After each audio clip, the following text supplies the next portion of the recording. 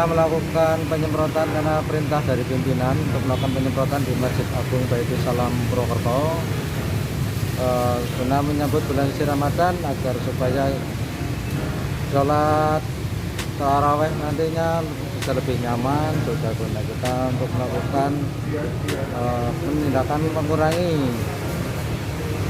bahaya virus yang sekarang sudah merapah. Mudah-mudahan cepat berakhir virusnya. Nah, ini kita lakukan penyemprotan untuk sterilisasi masjid.